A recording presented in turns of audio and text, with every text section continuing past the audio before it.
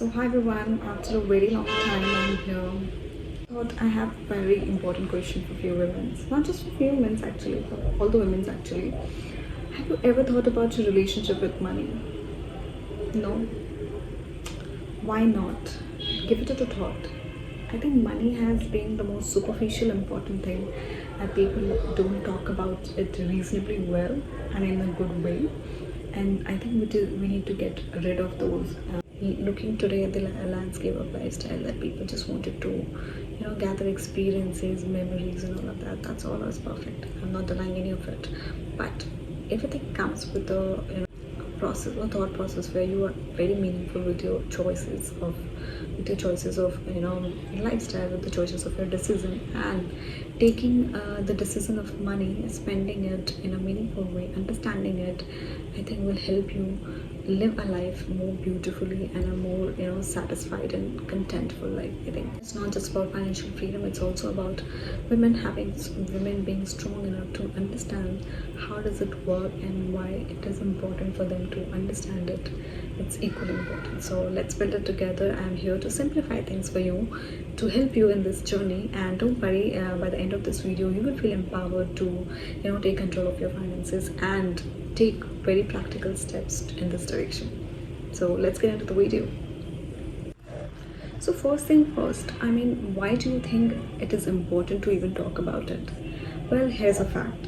According to 2023 survey by National Center of Financial Education, only 27% of the women are financial literate. This means about more than 70% of us don't fully understand don't know how to manage our money, and yet we are the ones who are running the household, juggling budgets, making our ends meet, and sometimes supporting our families.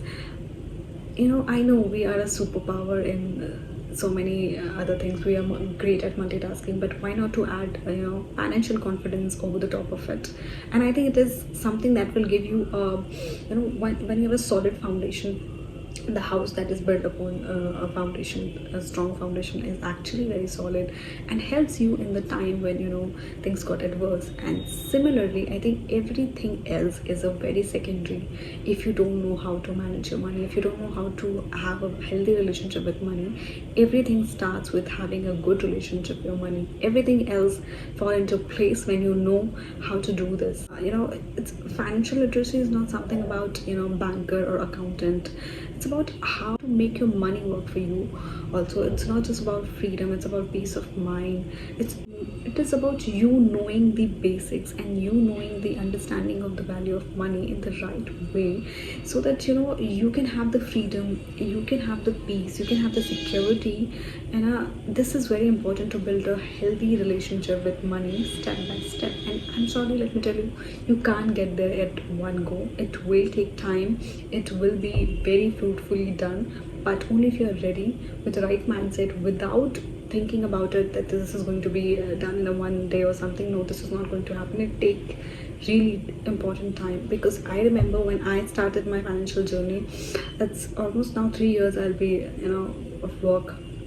And I think it was the last year when I decided to take really a firm step to understand what our finances and how to overcome about it. And I decided to take this decision, and today I feel very empowered. Today I feel very self-sufficient in a lot of terms. I think a lot of my life has been sorted and simplified because of understanding this very important role of financial independence. Not just financial independence, but the right way of money management, and how does you understand your own personal needs, your own monetary gains.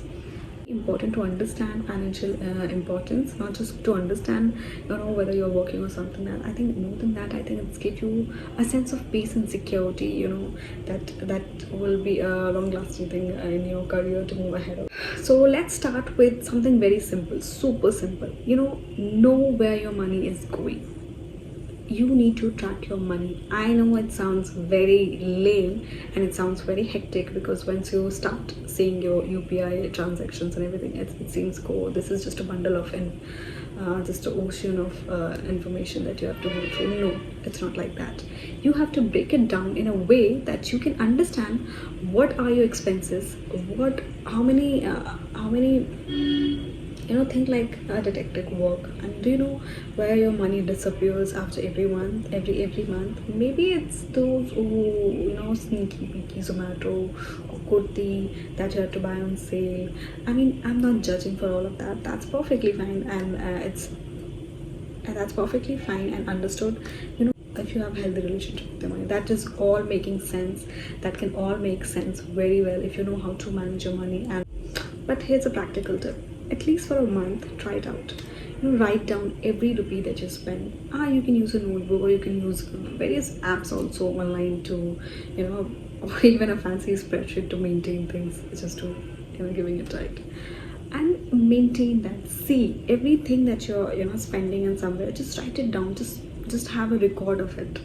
Once you start having a record of it, it will be very important for your mind also to understand. You are just letting something to know. You're also making a mind understand that you are making a build of something, and it will help you to understand that. It will help you to build a record of it. According to 2022 survey, actually 50 to 60% of Indian of the income is actually spent on essentials. So you need to understand what is your essential, what is extra, and what is just your need. I mean, you need to understand, you need to find the balance of the need and wants. I'm not getting to that. I'm just telling you that 50-60% of your income has to go in your basic needs, which is income, house rent, electricity bill, and all of that. So it's like, it is very important to tell that you are telling your money that I'm the boss. Once you start recording and taking account of your money, I think you're just telling money that I'm the boss, not something the other way around. The second thing, actually, I think it will not be very easy for so many people to understand, but let me break it down for you. It is usually said that after spending everything and taking out, buying every stuff that you wanted to buy, whatever is left, you want to save it. But actually, it's the other way around. So let's talk about saving. We all have heard that, like paisa bachao and all of that, but how we actually do it? See, there is a very I read this in a very beautiful I read this in a very beautiful book. Actually, I don't remember the book. It was written that you don't save what is left. You actually spend what is saved. It means that you don't have to make sure that you have bought everything, essentials and everything, and then you go. I think once you're done with the basic essentials expenditure, see how much money you have. Once you start taking control of it, know what is the right amount of money, and once you have that money, try to save that amount and keep it aside, and then decide how many has to go in my essentials, and how will I be able to spend my entire month with this limited amount of money. I think that is very essential when you start saving. It is not the other way around. When you get your salary or your pocket money or something like that, put a little part of it aside. Even just a 500 a month, actually, you can just put aside and start saving in that way. I think women are amazing savers. According to a report as well, actually, did you know that DSP mutual fund found that women investors are 40% likely to invest in the long-term saving goals rather than men. So we are naturally planners. So we just need to start small and make open a saving account, or RD account. If you even save 1,000 rupees a month, I would say, if you're getting a 6% of interest rate on it, see, in the 5 years you will be having 70,000 rupees in a month. This is a very small step, ladies. I need to understand these small steps are equally essential to understand your financial journey and understanding the financial literacy. It is very essential to understand the importance of small steps, because this is how you will get to something very bigger. Third is budgeting like a pro. Well, I won't say budgeting like a pro or something. Budgeting is very essential. It is the most essential thing, actually. I had no idea of budgeting until I started living alone. I got to understand, okay, these are the expenses I need to budget out down. I need to buy things on a monthly basis. These are things I need to buy on 2 months or 3 months or whatever it is. I mean, you have to make sure that you know what are the important things your money has to buy for you. So once you are ready with that, you will be able to understand whether you are going forward in the right way or not. So it's actually like a it's actually like a planning a party. Like once you have a birthday party or something, you plan everything out. So it's simply it's just so simple like that only. Same is the case with money. Once you get your monthly salary or your pocket money or whatever it is, and you decide what you have to do with that money, and once you decide what are the important things that you need to do with that money, you maintain and you stick to that. That is the most essential thing. The most important part about budgeting is making sure that you're sticking to what you have decided. That is the main purpose of budgeting. It's a very easy way actually said to start budgeting. It's like 50-30-20 rule. It's actually said 50% of your income has to go in the necessary, like items like rent, groceries, bills, and 30% has to go for your wants that you want to buy and you can afford to buy, has to go in wants, and 20% is actually going to the savings.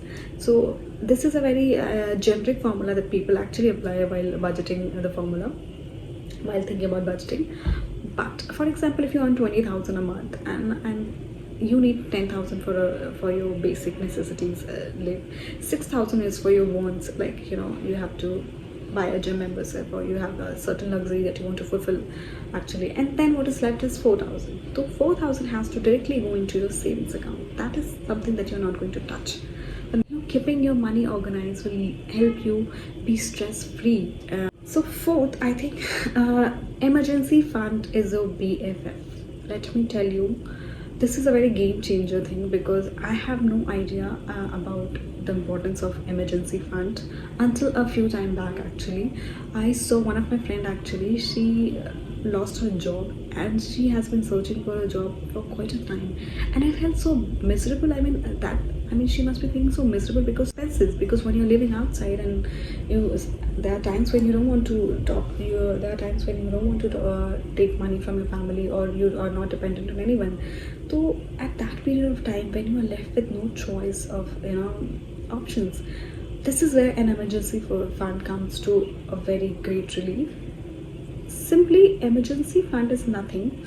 It is just the amount of expenses that you have, your primary expenses of a monthly basis, is kept securely without touching that. You need to build emergency fund over a period of time. I don't think you can easily build it out. It takes time to build also. While you're working in a job, I think I would suggest, while you're working in a job, I would suggest you should start building emergency fund as well. Because suppose you have a monthly expenses of 20,000, so you need to make sure that you have at least 1 lakh rupees in your emergency fund, so that even if in the times of adversity you don't have anything left out, you still have money to manage out your expenses. This is the whole purpose of having emergency fund. And I realized, and I felt very bad. I felt women should know that you should have an emergency fund, because a lot of times you might feel stuck at your job or whatever it is, or you might not feel something very good, you don't have something very good opportunity and you're looking forward to some other. At that point of time, it is very handful to have your emergency fund, because at that point of view you will not be dependent on anyone, first of all. Secondly, you will be free, you will be stress free, that you don't have to depend on something to manage your expenses. You do have a emergency fund which can be utilized at that point of time. It's very sad. I read this Policy Bazaar report also, like about 60% of the Indian families are living in financial stress because they don't have an emergency fund, emergency savings. And let me tell you, you don't want to be part of it. So aim now and try to maintain that, try to build an emergency fund for yourself. Say to start from a very small part of it and keep it in a saving account, or maybe in a liquid fund. Well, people have a year or a 2-year emergency fund expenses, but I will tell you to start aiming for at least 3 to 6 months. I would say, if your monthly expenses are like suppose 10,000, try to build a fund of 30,000 to 60,000. Start small and keep it in a saving account, and it will work like a financial safety net actually. And trust me, you will feel so good when you're there. Next is invest in your future. I know it sounds very difficult at this point of time, But I'm not telling you to invest in future for the sake of investment. I'm telling you to invest in your future for the sake of security and financial freedom that you people are talking about, that you want to gain actually. Next is, okay, saving is awesome, but can we just level up than that? Investment. I know investment seems a very technical word, but it is not so actually. Let me You don't need to run from that word, and you don't need to feel, you don't need to even feel very overburdened with the. And a lot of people think that investment is for the rich people or all sorts of people. It is not actually. Investment is very easy for all you and me, like people. I think everyone and anyone can invest. Now there are so many government, platforms where you can invest from minimum 100 to 150 rupees. I think why investment is important. Let me just give you example. Inflation is around 5 to 6% every year. Your money, even if it is sitting in the locker, it is not going to make any additional value over it if it is just sitting there. But if you even invest small amount of money in a mutual fund or in a stock market, I think you can help that money grow over a period of time and beat inflation. It's like planting a seed today for a big tree tomorrow. I think maybe you are just investing tomorrow for your dream vacation, for your kids' education, for your marriage, or your financial freedom, or whatsoever. I mean, the answer lies to you. So, very last but very quick thing actually, say no to debt traps. I know there are so many, lucrative purchasing options like buy now, pay later, EMI, and sale and all of that. I think these are very strategically planned to help you expand more. And I don't see that as a very big issue if you are just using it in a right way, with the right frame of outcome. But that becomes a problem when you're just doing it from meaninglessly a consumerism pattern. But when you're following a meaningless consumerism pattern, just buying that extra stuff, or something that you liked and you wanted to buy. Understand, to be a very meaningful with your money, you need to understand what are your, you also need to understand why do you want certain things. You should always decide to take a debt or not based on your current situation. You'll have a very peaceful, I would say. I don't remember I have no debt ever. Rather than just getting into the debt trap of buying anything or something, I think you should focus on making sure that you're saving enough, you're investing enough, and with that money then you can buy whatever thing you're wanted to. You can buy things that you're aspiring to. You should always focus on buying the things which you can easily pay comfortably. I know it sounds very weird, because a lot of times we have aspirations, we have very high aspirations, and we wanted to fulfill this. But think about whenever you want to do an impulse purchasing or something, just wait for a day or something and see whether you still want that thing or not. Like, if you wait for a certain time period for that thing, if it is extremely necessary or not, define whether it is extremely necessary or not, or how this thing will add value to your life, to your current life. Only then I think that you should invest in something like that and go for EMI options or whatever is available. Otherwise you can easily skip that, and you should always pay for the thing that is comfortable for you to pay and without taking any loans. There was this 5 simple steps to build a healthy relationship with money. Track your spending, save first, budget, build an emergency fund, and invest for your future. You don't need to be a math genius or millionaire or something like that. You just need to start small and stay consistent. That's all it is important. I would love to hear from you. What are your money goals? And comment down below if you want to. And I'd love to interact with the comments actually. And I will try to reply to those comments, because every girl deserves a healthy relationship with herself. And of course, that starts with her finances first. Money is just not about numbers, or it's about power and independence. It's about living your life on your own terms. And I think every woman should focus on that, because until unless you have a very stable mind frame with money, you will not be able to focus on other important areas of your life. And if you've got this, so see you in the next video. Till then, if you like this video, please give a thumbs up and share it with your girlfriends, your wives, would-be wives, or whatever.